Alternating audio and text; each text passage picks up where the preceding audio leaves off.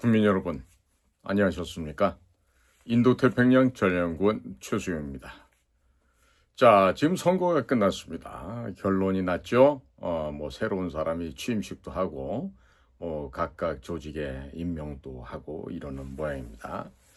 자, 그런데 말이에요. 지금 옆나라 중국에서 재미난 이야기가 지금 전해지고 있어요. 자, 뭐인가 했더니, 군사중앙위원회 부주석을 하던 쉬치량이라고 하는 시진핑의 최측근, 아주 건강했다고 하는 그분이요. 아침 조깅을 하다 갑자기 사망을 했다 그럽니다. 자, 건강한 사람이 몸이 불편하면 뛰러 나갔을까요? 안 나갔겠죠. 그런데 열심히 조깅을 하러 나갔다가 갑자기 죽었다. 그 뭡니까? 자살을 당한 것일까요? 피살을 당한 것일까요? 지금 사람을 죽이는 방법은 여러 가지가 있습니다. 지금 몸속에 침, 바늘 같은 종류를요, 총기 같은 걸 이용해서 쏴서 그 침이 몸을 뚫고 나가서 그렇게 죽이는 방법도 있고, 또 아니면은 지나가던 사람이 스프레이 같은 걸 뿌려갖고 그 스프레이에 아주 그냥 치명적인 독극물이 포함이 돼 있어갖고 그냥 악소리 못하고 그냥 죽어버리는 경우. 또 지난번에 수영장에서 갑자기 심장마비로 죽은 리커창 전 총리처럼 그 사람이 죽어나가는 방법은 다양하죠. 자, 그래서 지금 현재 벌어지고 있는 중국 안에서의 이런 동향을 봤을 때, 야, 이거 정말 이 교황도 하늘나라 간지 며칠 되지도 않았는데, 자, 지금 보니까 이 사람을 작정만 하면은 제거해 버릴 수 있는 모종의 그 특별 비방이 있다라는 생각이 드는 것입니다. 자, 그래서 지금 시진핑도 지금 끝났다는 얘기는 왜 나오냐면요. 중국의 최고 부수를 잘한 신문이 인민일보입니다. 인민일보. 이 인민일보의 항상 제1면은 시주시 혹은 시진핑 주시 항상 이 습근평이라고 하는 이름이 항상 일면에 톱을 장식하게 돼 있어요. 그런데 지금 한 열흘째 인민일보 일면에 시진핑의 시자, 습근평의 습자 하나 실리지 않고 있습니다. 이게 뭘 얘기하는 걸까요?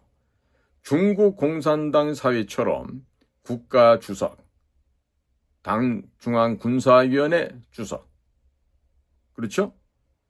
중국 공산당 총석이 습근평, 이런 식의 직책과 함께 이름이 항상 출몰해야 되는데 그 습근평의 이름이 출몰을 하지 않고 있다.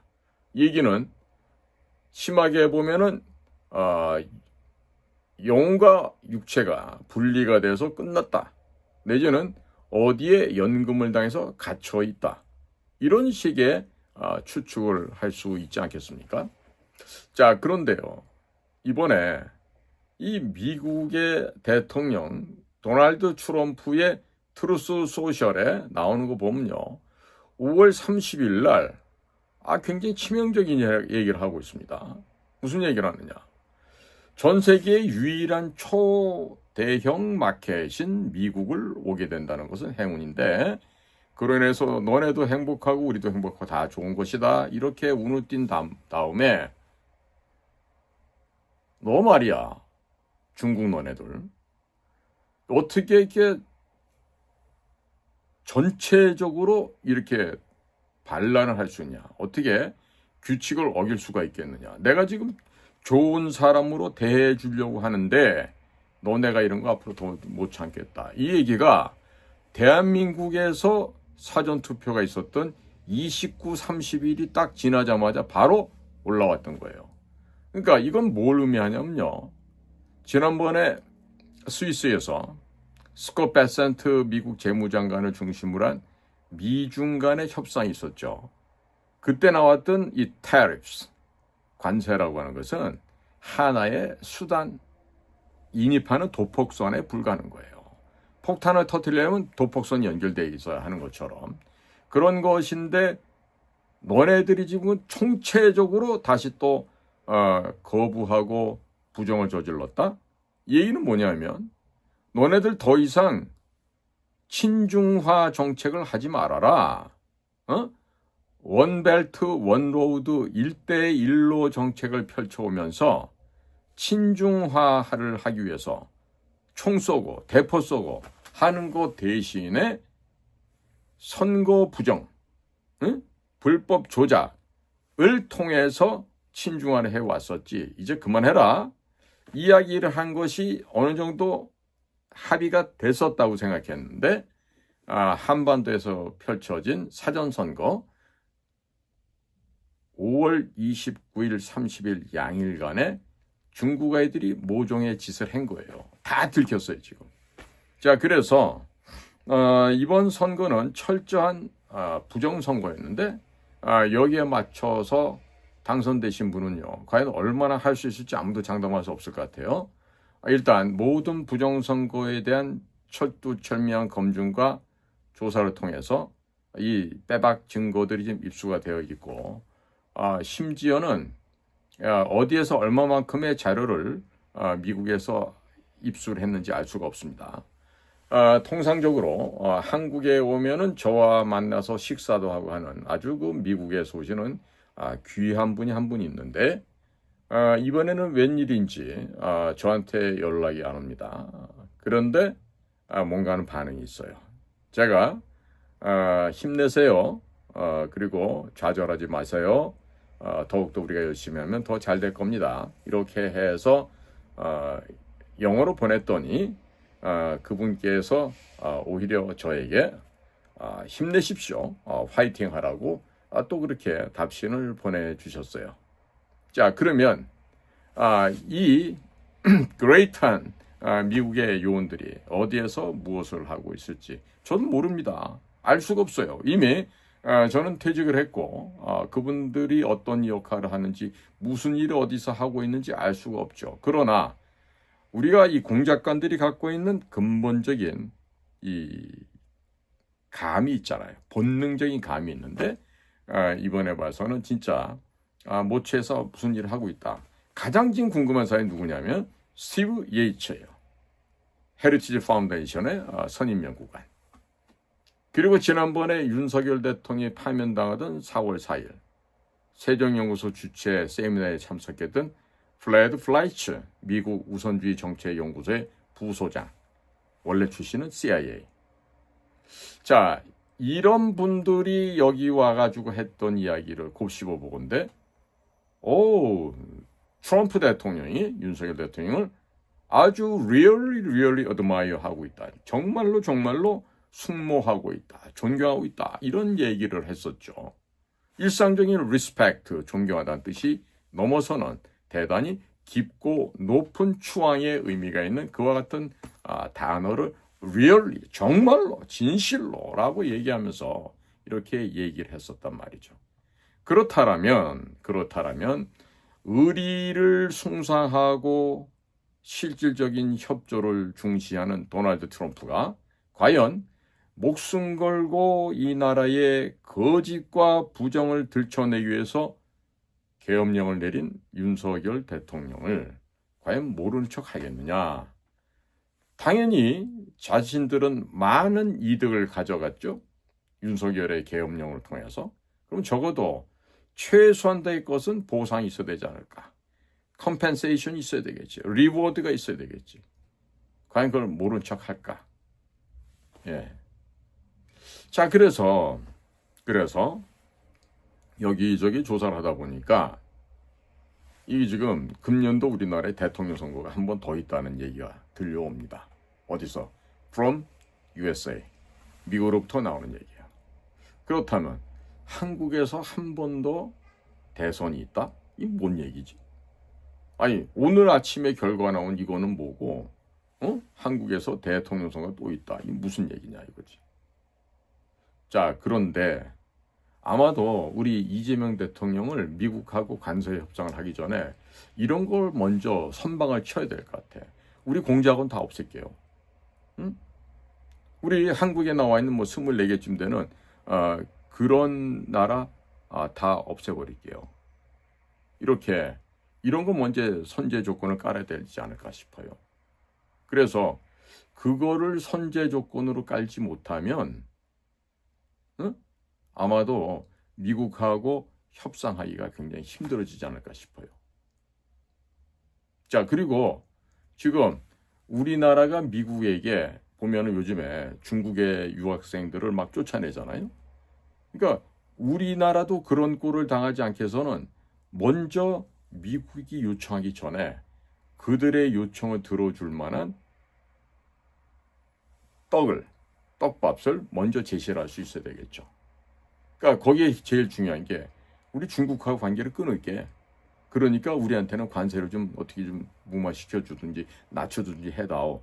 이 협상 조건을 내걸어야 될 텐데 만약에 새롭게 한국의 대통령 되신 분이 중국한테 더 많은 이득을 가져준 조건을 제시하고 이렇게 된다면 이제 미국과는 협상 자체가 불가능하죠. 자, 여기에서 나는 중국에서 온 사람들을 쫓아내겠습니다. 깨끗하게 우리나라를 청소하고 미국과 이런 협상을 하도록 하겠습니다. 이런 얘기를 먼저 할 수 없다면 어려워지겠죠. 그리고 우리가 앞으로 말이죠. 중국에다가는 이 선박용 제조할 때 쓰이는 엔진, 또 중요한 변속기 이런 부품은 절대 수출하지 않겠습니다. 이런 조건을 먼저 내걸어야 미국과 원만한 관세 협상이 이루어지지 않겠습니까? 그런데 중국에게 파는 엔진, 변속기 이것들은요 전부 다 중국 군함을 만드는 데 쓰여집니다. 저희 인도태평양 전략연구원에서 열심히 노력을 해서 지난 11월 5일 선거 이후에 많은 편지를 미국에 보냈죠. 그 중에 하나가 뭡니까? 중국의 조선업, 해양업, 중국의 해군을 말려 없애는 방법으로 우리가 제시했던 게 바로 중국에서 제조한 선박이 미국 항구에 입항할 경우 뭐 해야 된다? 입항료를 내도록 해야 된다. 그 덕분에 지금 모든 메이드 인 차이나 중국 제조한 배들은요. 미국 항구에 들어가려면 한 번당 150만 달러, 대략 우리나라 돈으로 한 22억 원, 3억 원 정도를 내야만 항구에 들어갈 수 있게 됩니다. 물론 파나마 운하를 통과할 때도 더 많은 돈을 받으라고 우리 연구원에서 그 대안을 제시한 적이 있었죠. 근데 그것을 미국의 USTR이라고 하는 무역대표부의 그리어라는 분이 그것을 뭐 저희 방송을 봤는지 어떤지 모르지만은 자기가 채택을 해서 지금 현실화시키고 있어요. 그러니까 이와 같이 변하는 과정에서 우리가 선제적으로 중국을 짓밟고 중국에게 소위 말해서 손실을 끼치면서 미국과 더 큰 이익을 만들어내는 이것을 먼저 선제적으로 제시를 해야만 미국과 통상교섭을 제대로 할 수 있다는 것이죠. 거기에다가 미국이 필요로 하고 있는 여러 가지 방위산업 분야가 있습니다. 특히나 해군 쪽에 선박이 필요하고 또 잠수함이 필요하고 이런 여러 가지 측면에서 미국이 딱 들었을 때 아주 달콤하고 맛있는 소리로 들리게 했을 때 그것이 협상하는 데 도움이 될 수 있단 말이죠. 그러니까 다시금 얘기하건대 한국에 들어와 있는 중국 유학생 쫓아내겠습니다. 그 다음에 한국에 와 있는 공자학원 전부 다 그 중국 학생들 받아서 대학에서 장사하는 거 아니에요? 그런 식으로 장사를 안 하겠습니다. 다 그 중국의 공자학원 다 쫓아내겠습니다. 뭐 이런 것을 미국처럼 해야 되겠죠. 그래야만 미국에서도 이 사람들이 이제 좀 바뀌어가고 있구나, 믿을만 하구나. 근데 그런 것 없이 계속해서 중국의 이익만 보장하는 쪽으로 가겠다 하고 그렇게 되면은 아마도 미국과의 협상이 어려워질 거예요. 그러니까 뭐 어렵지 않죠. 공작은 없앤다. 중국에서 유학원 학생들 다 본국으로 돌려보낸다. 이런 것들. 예. 그리고 또 지금 중국 같은 경우는 대한민국에서 반제품을 가져다가 완제품을 만들어서 유럽으로 미국으로 이렇게 팔아서 돈을 버는 구조 아닙니까? 그러니까 이런 걸 우리가 근본적으로 우리가 완제품까지 만들어서 미국에 판매하겠다라든가 뭐 이런 식의 뭔가 좀 적극적인 자세가 있어야 되죠. 그게 또 먼저 표현이 돼야 되겠죠. 자, 그런 측면에서 우리 새롭게 되신 대통령은 지금 제가 말씀드린 이런 조건을 먼저 선제적으로 한다고 얘기를 해야 될 것 같아요. 그러다 보면 자동적으로 미국과 교섭 하기가 좋아지겠다. 이래서 제가 지금 새로운 팁을 드리게 되는 겁니다. 뭐 별로 어렵지 않죠. 조금만 신경 쓰면은 누구든지 다 해낼 수 있는 일이기도 합니다. 자, 오늘도 저희 방송을 경청해 주셔서 감사를 드립니다. 안녕히 계십시오.